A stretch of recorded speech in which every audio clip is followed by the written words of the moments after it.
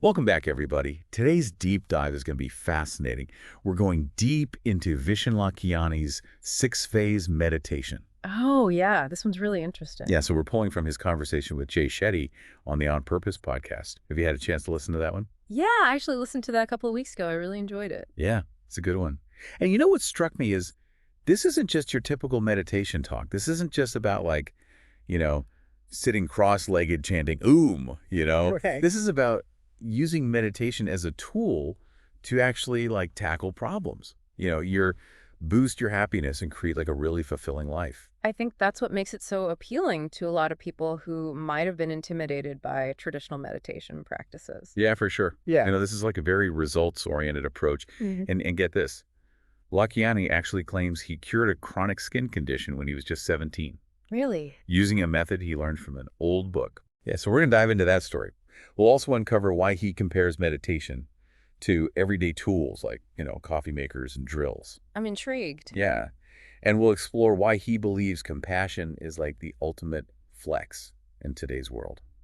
That's an interesting perspective. So where do we begin? Well, I think the best place to start is with Lakhiani's own journey with meditation. Okay, makes sense. So, when he was 14, he was dealing with really severe acne. Oh, wow. Yeah, and he was really lacking confidence.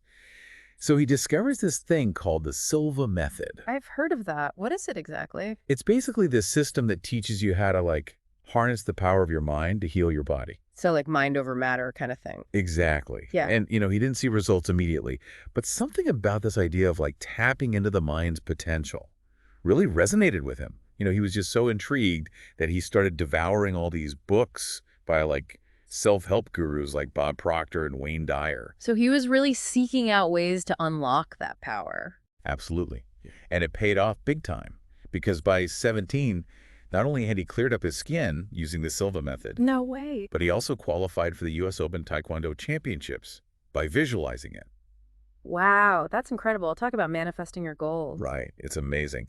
And you know what I find so interesting about this is that it wasn't just a teenage phase for him. This experience really solidified his belief in the power of the mind. And set him on this path of exploring meditation and its potential. Exactly. So it's clear that, this was a pivotal moment for him. And his view of meditation has kind of evolved over time, too. Yeah. He's gone beyond seeing it as just passive contemplation or chanting mantras. So what does he see it as now? Well, he actually makes a distinction between what he calls passive and active meditation. Okay, that's interesting. I've never heard that distinction before. Yeah, so he compares passive meditation, focusing on your breath, to a daily vitamin. Okay, so something that's good for your overall well-being. Exactly. But active meditation he sees as more of a power tool, like a drill. A drill? What do you mean? So it's something you use to address specific challenges Wait. or achieve specific goals. Okay, so it's about actively shaping your reality. Precisely. And, this really comes through in Lakhiani's own life. He actually credits active meditation with helping him excel in his corporate career. He was holding down 2 demanding jobs while climbing the ladder super fast. Wow, that's impressive. Yeah, and eventually he became so convinced of its power that he quit his high-paying job to teach meditation full-time. That takes a lot of conviction. I know, right? Mhm. It's really inspiring.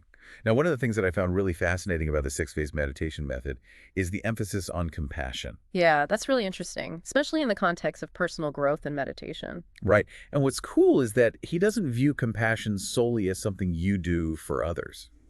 Okay, so it's not just about being nice to people. No, it's actually an act of self-care. It's a way to improve your own well-being and effectiveness in the world.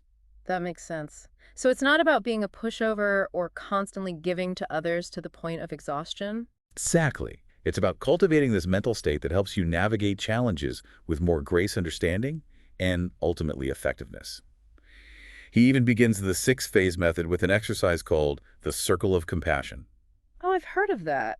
It's inspired by Zen Roshi Buddhism, right? Yeah. You basically visualize loved ones and then gradually extend those feelings of love and compassion outwards, to your community, the world, everything. It's a beautiful practice. And there's actually some scientific evidence to support the benefits of this. Really? Yeah. Studies from the HeartMath Institute have shown that simply feeling love for someone can shift your heart rate variability. So it's not just some warm and fuzzy feeling. Right. There are actual, tangible, measurable benefits to it. That's amazing. Yeah.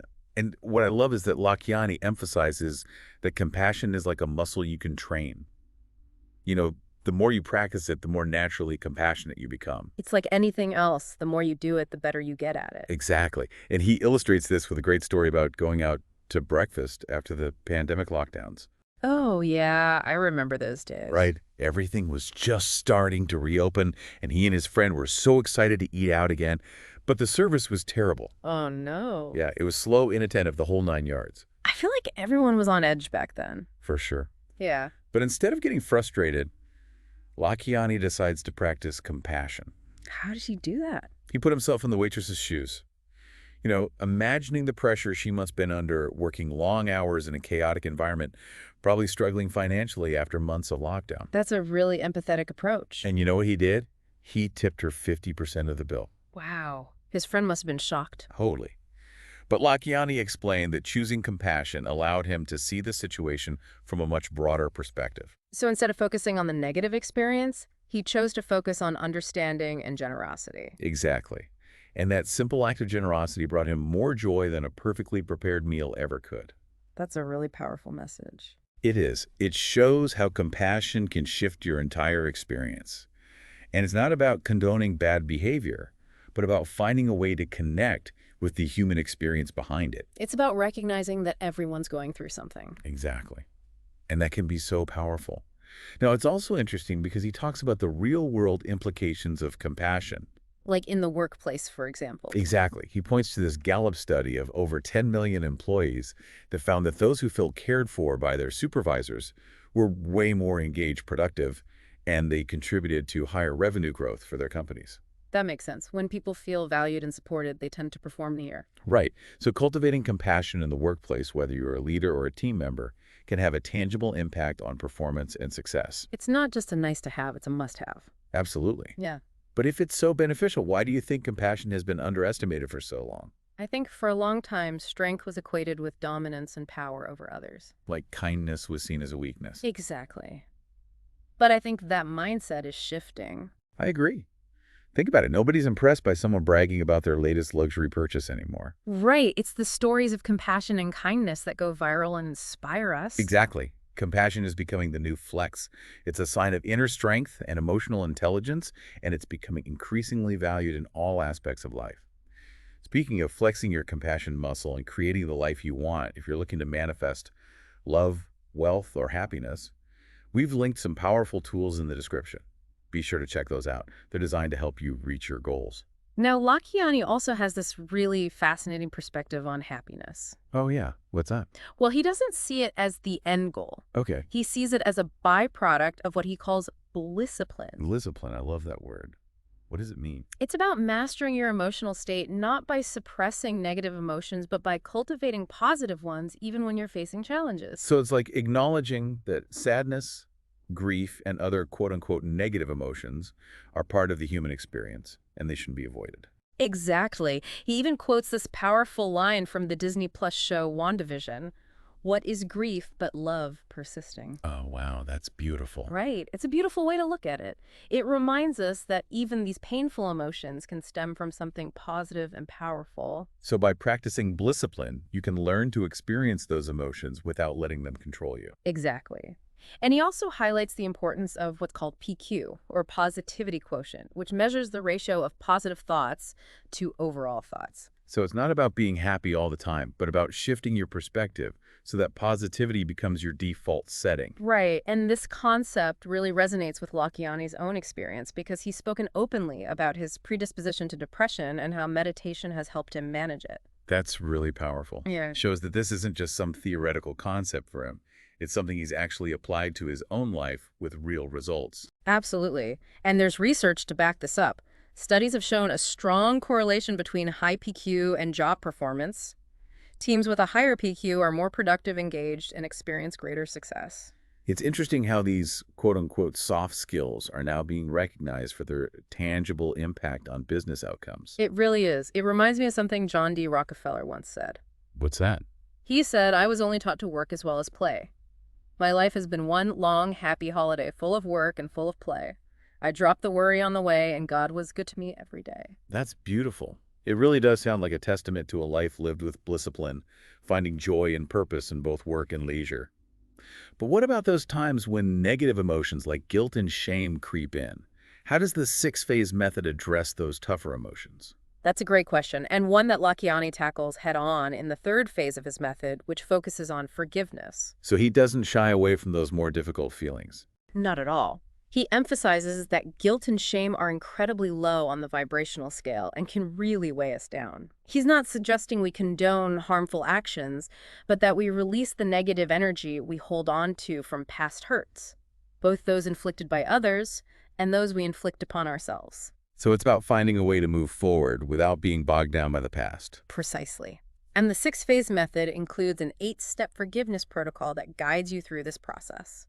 What I find fascinating is that there's actually research showing the benefits of practicing forgiveness. Oh, absolutely. Studies have linked forgiveness to everything from reduced back pain and improved heart health to better sleep quality and even a boost in athletic performance. Wow, I had no idea it could have such a widespread impact. And there's even research suggesting that forgiveness might enhance your ability to manifest your desires. So it's not just about feeling better emotionally. It's about potentially improving your physical well-being and unlocking greater potential in other areas of life. Speaking of manifesting, if you're looking to manifest love, wealth, or happiness, we've linked some powerful tools in the description. Be sure to check those out. They're designed to help you reach your goals. Now back to forgiveness. Lakhiani himself says he practices forgiveness daily and rarely experiences guilt or shame, which he attributes to consistently applying these principles. That makes sense. It's like building a muscle. The more you practice forgiveness, the easier it becomes. Exactly. And it ties back to his emphasis on compassion. When you cultivate compassion for yourself and others, it becomes easier to let go of past hurts and embrace forgiveness. It's not about forgetting or excusing what happened, but about freeing yourself from the burden so you can move forward with more lightness. Well said. Now shifting gears to the future. Lakhiani's fourth phase focuses on developing a vision for your life. This can feel daunting, especially if you're uncertain about what the future holds. I understand. But Lakhiani draws inspiration from figures like Jesus Buddha and Mother Teresa, all of whom had a clear vision for the future they wanted to create. And they all had a profound impact on the world. So having a vision is an essential part of living a meaningful and purposeful life. Lakhiani certainly believes so. He even dives into this spiritual concept of manifestation, suggesting that what we bring into our reality is influenced by 3 factors: our intention, our destiny, and the energy of the world around us. That's a lot to unpack. How does he explain those concepts? He uses this helpful analogy of a car driving down a highway. Your destiny is the highway. Your intention is the lane you choose. And the traffic represents the collective energy influencing your journey. So while you can't necessarily change your ultimate destination, you have some control over your path and how you navigate the external forces at play. Precisely. And Lakhiani encourages us to focus on the what and the why of our vision. What do we want to achieve and why does it matter to us? It's about getting clear on your values and what truly motivates you. Exactly. And he cautions against getting bogged down in the how, the when, and the who, because obsessing over those details can create resistance and block the flow of manifestation. So it's about trusting that the universe has a plan and not trying to micromanage every step. Yes. He differentiates between what he calls immature wanting, which is fixated on specifics often dictated by societal expectations, and mature wanting, which is more open and receptive to the universe's guidance. Can you give an example? Sure. Think about finding a soulmate. Immature wanting might lead you to focus on superficial qualities, while mature wanting involves trusting that the right person will enter your life at the right time, regardless of external appearances. It's about surrendering to the journey and believing that things will unfold as they're meant to. That's the essence of it. Lakhiani also highlights the Lifebook Protocol, which is a goal-setting system that Mindvalley acquired as a powerful tool for clarifying your vision. Oh yeah, I've heard of Lifebook. It encourages you to consider 12 different areas of life, right? Yes. From your emotional well-being and relationships to your finances and career. So it ensures a holistic approach to goal setting, rather than just focusing on 1 or 2 areas. Exactly. And Lakhiani credits Lifebook with helping him manifest some pretty incredible experiences, including creating A-Fest, which is Mindvalley's annual festival, and even winning an Emmy Award. Wow, that's amazing. It is. But what's interesting is that he didn't set out with those specific goals in mind.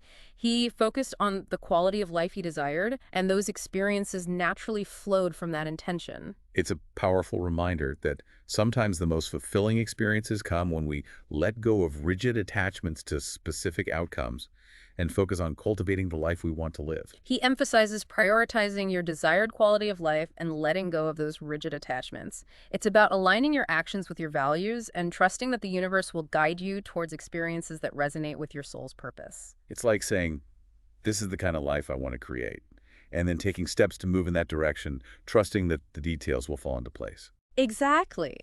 But as we evolve and our visions shift, letting go of old identities and embracing new possibilities can be challenging. Oh, I could definitely relate to that. After leaving the monastery, I had to shed the identity of being a monk and kind of redefine myself. It required a lot of courage and introspection. It's a natural part of growth. And it leads to the question, what defines a good meditation experience? It's easy to get caught up in evaluating our practice, wondering if we're doing it right. I know what you mean. But Lakhiani offers a refreshing perspective. Instead of judging your meditation based on how long you sat still or how clear your mind felt, he suggests asking yourself whether you embodied the qualities of the 6 phases throughout the day. So it's about how you live your life, not just how you meditate. Exactly. He provides 6 reflective questions to ask yourself before bed. But what are those? The first is, who did I help today? This relates to compassion. The second is, what was something that truly made me come alive today, which ties into gratitude. The third is, what have I come to learn today, which connects to forgiveness. The fourth is, what is a new vision or desire that I saw today, relating to the vision for the future. The fifth is, what was my favorite part of today. This is about commanding your perfect day. And the sixth is, did I truly feel connected to a higher power today, which focuses on the aspect of blessing. Those are great questions to reflect on. They really emphasize bringing the principles of 6-phase meditation into our daily lives. Now, to help listeners discover their true calling, Lakhiani differentiates between mean goals and end goals. So mean goals are driven by external validation, like seeking wealth or status, whereas end goals are more aligned with our deepest values and passions. That's the idea. He emphasizes that your destiny is often something you do even without getting paid, as it brings you intrinsic joy and fulfillment. It makes me think of Lakhiani himself. He was so passionate about sharing the benefits of meditation long before he built a successful business around it. He followed his passion, and it reminds me of something Steve Jobs once said. What's that? He said, your work is going to fill a large part of your life, and the only way to be truly satisfied is to do what you believe is great work. And the only way to do great work is to love what you do. If you haven't found it yet, keep looking.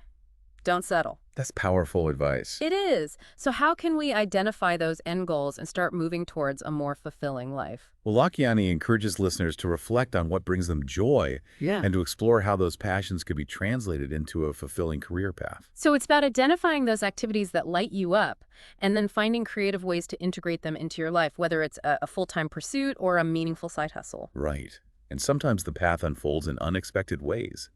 Lakhiani never planned to create a global personal growth company. It evolved organically from his passion for sharing the tools and techniques that transformed his own life. It just goes to show that staying open to possibilities, trusting your intuition, and taking inspired action, even when the path ahead isn't totally clear, can lead to amazing outcomes. Absolutely. And it all ties back to compassion, you know? Yeah. When you cultivate compassion for yourself and others, it just becomes easier to let go of past hurts and embrace forgiveness. Yeah, you're not condoning the behavior, but you're choosing to free yourself from the burden of it. Right. It's not about forgetting or excusing what happened, but about moving forward with a sense of lightness. So from forgiveness, Lakhiani's 4th phase focuses on developing a vision for your life. Ah, yes, the vision. This is where things can get really exciting, but also maybe a little daunting for some people. Especially if you're not really sure what you want or what the future holds. I get that. It can feel overwhelming. But Lakhiani draws inspiration from figures like Jesus Buddha and Mother Teresa. All of whom had a profound impact on the world. Exactly. And they all had a very clear vision for the future they wanted to create. So having a vision is an essential part of living a meaningful and purposeful life. Lakhiani definitely believes that. And he even dives into the spiritual concept of manifestation here, suggesting that what we bring into our reality is actually influenced by 3 factors: our intention, our destiny, and the energy of the world around us. That's pretty deep stuff. Yeah. So how does he explain those 3 factors? Well, he uses this really helpful analogy of a car driving down a highway. Okay, I like analogies. So imagine your destiny is the highway you're on. Your intention is the lane you choose. And the traffic represents all those external forces, the collective energy that's influencing your journey. So while you can't necessarily change the highway you're on, You do have some control over your path and how you navigate the traffic. Precisely. Yeah. And Lakhiani encourages us to focus on the what and the why of our vision. What do we want to achieve and why does it matter to us? It's about getting clear on your values and your motivations. Exactly. And he cautions against getting too caught up in the how, the when, and the who, because obsessing over those details can create resistance and block the flow of manifestation. So it's about trusting that the universe has a plan and not trying to micromanage every little thing. Exactly. He also makes a distinction between what he calls immature wanting and mature wanting. That's the difference. Immature wanting is fixated on very specific outcomes, often driven by societal expectations or external validation. Mature wanting, on the other hand, is more open and receptive to the universe's guidance. It's about trusting that what's meant for you will find its way to you. Can you give an example? Sure, let's take the example of finding a soulmate. Immature wanting might lead you to create this very specific checklist of qualities that your ideal partner must possess. Like they have to be a certain height, have a certain job, make a certain amount of money. Oh, yeah. I've definitely been guilty of that. But mature wanting would involve trusting that the right person will enter your life at the right time, regardless of those external appearances. So it's about surrendering to the journey and trusting the process. Exactly. And Lakhiani also highlights the Lifebook Protocol as a really powerful tool for clarifying your vision. Oh, yeah. I've heard of Lifebook. What is it again? It's a goal-setting system that Mindvalley acquired, and it encourages you to consider 12 different areas of life. So it's not just about your career or your finances. Right. It covers everything from your emotional well-being and relationships to your health, your spirituality, your intellectual growth. It's about creating a truly holistic vision for your life. Exactly.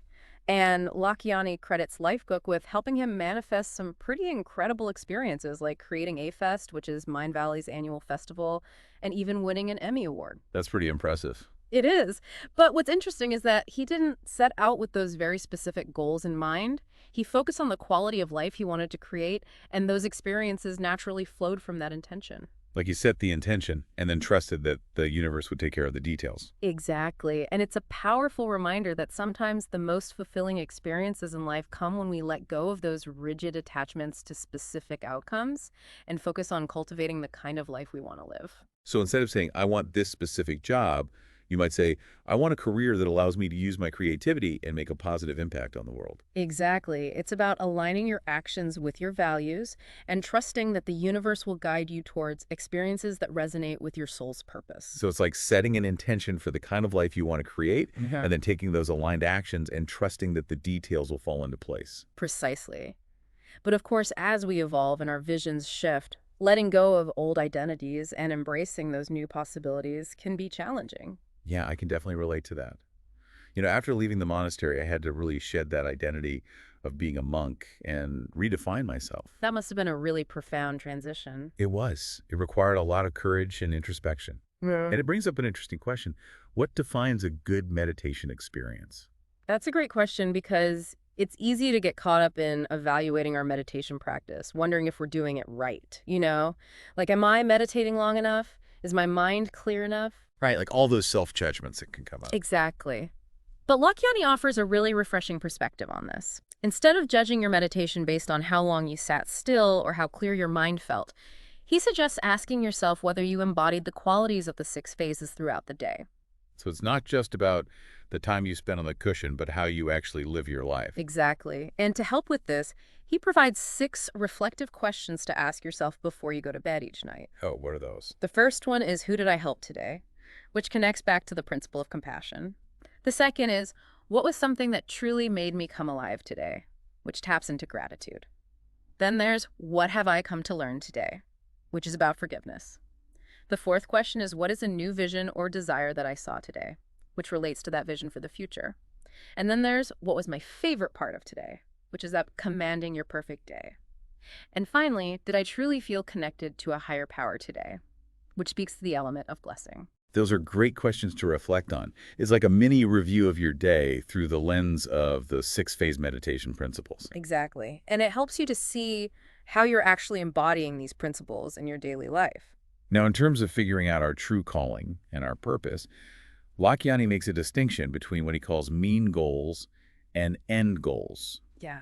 This is really important because it helps us to identify what truly matters to us. So mean goals are those goals that are driven by external validation, like the need for wealth status or recognition. While end goals are more aligned with our deepest values and passions. And Lakhiani emphasizes that your destiny is often something you do, even if you weren't getting paid for it. Because it brings you that intrinsic joy and fulfillment. Right. It's like Lakhiani himself. He was so passionate about sharing the benefits of meditation long before he built a successful business around it. He was following his heart, and it reminds me of something Steve Jobs once said. What was that? He said, "Your work is going to fill a large part of your life, and the only way to be truly satisfied is to do what you believe is great work. And the only way to do great work is to love what you do. If you haven't found it yet, keep looking. Don't settle." That's powerful advice. And it's so true. When you find work that you love, it doesn't feel like work anymore. Exactly. So how can we identify those end goals and start moving towards a more fulfilling life? Well, Lakhiani encourages listeners to reflect on what brings them joy and to explore how those passions could be translated into a fulfilling career path. It's about finding those activities that light you up and then getting creative about how to integrate them into your life, whether it's as a full-time pursuit or a meaningful side hustle. Right, and sometimes the path unfolds in unexpected ways. Like Lakhiani never set out to create a global personal growth company. It evolved organically from his passion for sharing the tools and techniques that transformed his own life. It just goes to show that staying open to possibilities, trusting your intuition, and taking inspired action, even when the path ahead isn't perfectly clear, can lead to amazing outcomes. Absolutely. It's about trusting the journey. And speaking of trusting the journey, if you're feeling inspired to explore Lakhiani's 6-phase meditation method further, we highly recommend checking out his book and exploring the resources available on Mindvalley's website. And for those of you specifically looking to manifest love, wealth, or happiness, be sure to check out the links in the description. We've curated some powerful tools that can support you on your journey. So as we wrap up our deep dive into 6-phase meditation, what are some key takeaways for our listeners? You know what really struck me is how Lakhiani emphasizes the practicality of it all. It's not about, becoming some kind of meditation master or anything. It's about using these techniques to actually create tangible improvements in your daily life. Yeah, he really breaks it down into these actionable steps. Whether you're, facing a specific challenge or just wanting to enhance your overall well-being, there's something in this method for everyone. And it all starts with compassion, which is so interesting. It's not just a feel-good sentiment. It's really a powerful tool to transform your inner world and your outer reality. It's about recognizing that interconnectedness, and approaching challenges with understanding and empathy instead of judgment or reactivity. Exactly. From there, you move into gratitude, forgiveness, envisioning the future you want. Always remembering to focus on the what and the why and letting go of that how. It's a really powerful reminder that we have way more agency in shaping our reality than we often think we do. We really do. And as we continue on this journey, it's so important to stay open to new possibilities, shedding those old identities that no longer serve us, and embracing that growth and evolution. This deep dive has been incredibly inspiring. I hope our listeners are feeling the same way. Yeah, it's a call to action, Yeah. Not just to think about meditation, but to actually live these principles every single day. So here's a final thought for you all. Yeah. If you could design your ideal day, what would it look like? What small steps can you take today to start living that vision? Remember, transformation is a journey. It's about taking those small, consistent actions that over time lead to those really profound shifts. That's such a great point. Well, thank you so much for joining us on this deep dive into 6-phase meditation. We hope you surfaced with some valuable insights and a renewed sense of possibility. Until next time, everyone, keep exploring, keep growing, and keep diving deep.